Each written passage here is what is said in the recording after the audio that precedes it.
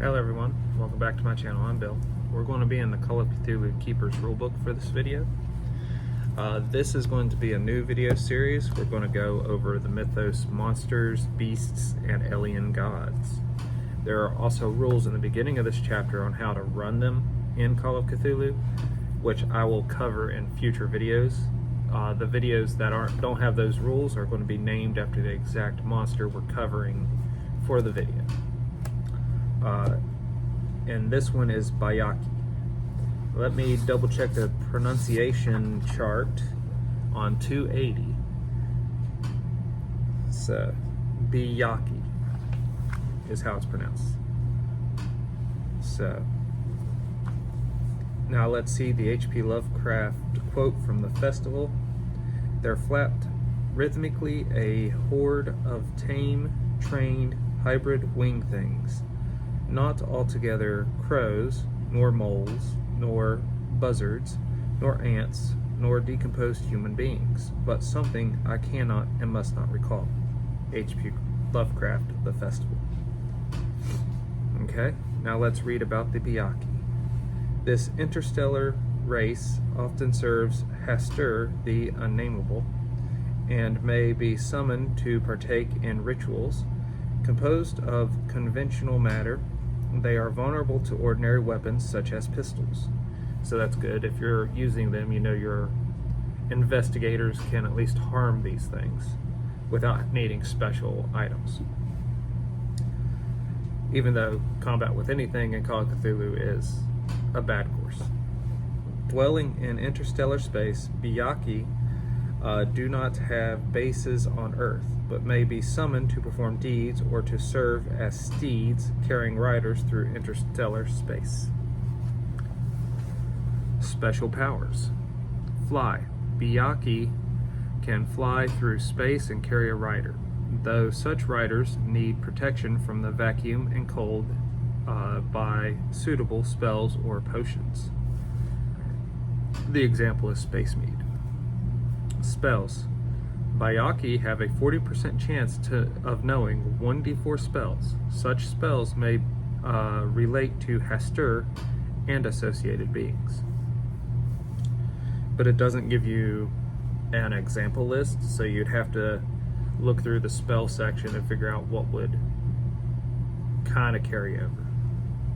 Otherwise, just ignore that fact that they could know spells unless it's essential to the party trying to acquire a spell for an investigation.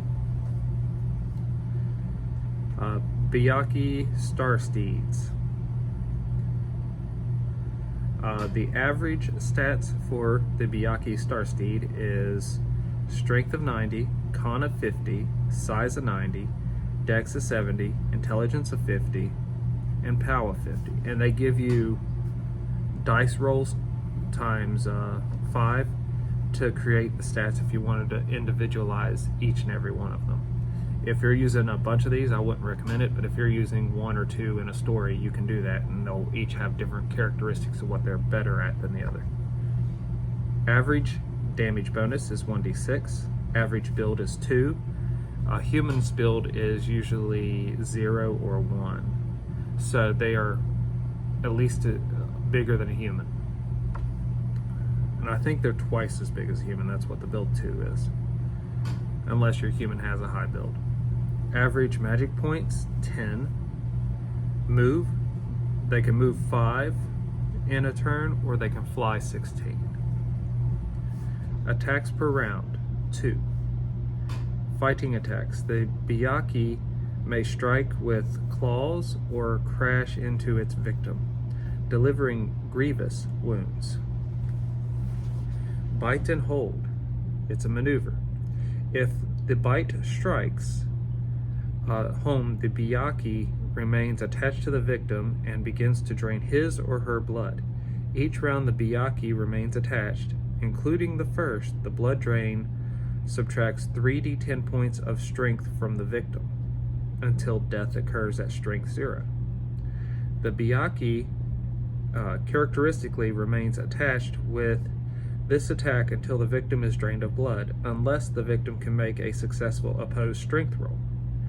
Escaping death let the victim rest and regain blood by transfusion as well, at up to 1d10 plus 5 strength per day. A byakee may hold only one victim at a time. So if it's fighting the group, it can only suck the blood from one victim at a time. Its fighting is a 55%, and its hard is 27 and extreme is 11.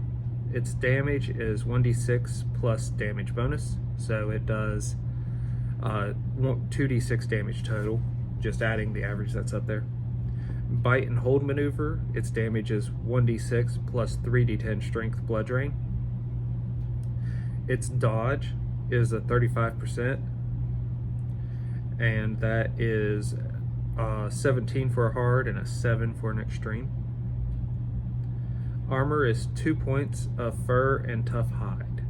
So if they're stabbing, cutting, or shooting this thing, or bludgeoning this thing, its armor can stop 2 points of the damage they're dealing to it. Skills, it has a listen of 50% and a spot hidden of 50%. Sanity loss. If you make your save, you lose 1. If you fail your sanity save, you take 1d6 points of sanity for seeing the byakee. And then here's a small quote or little piece of information at the bottom. Do byakee possess the ability to fold space? Some conjecture that this power manifests via a certain internal organ, sometimes known as the hoon. There are some who would find great interest in the potential applications such an organ could have as a weapon or a method of transport. Perhaps a specimen of this organ resides in some forgotten museum or laboratory, just waiting for an unwitting scientist to activate its terrible secrets. And that's a cool story point that a game master or keeper of the secrets is what they call them in this game, could take and craft a little adventure out of, an investigation for the players to do. Well, that was the byakee. Hopefully this was helpful to anyone that's going to game master the Call of Cthulhu adventures. The monsters each will be entertaining to see what their stats are, at least presented as, and what they can do, because that gives you a mindset of, okay, well, if I'm going to use these, this is what it can actually do. If this is really bad, I need to give my investigators lots of foreshadowing and warning that this thing probably shouldn't be fought head on. The byakee doesn't seem like it would be too bad for the players to have to fight, but if they're not in a big group, I would recommend being careful with the byakee. Well, until we all game again, guys.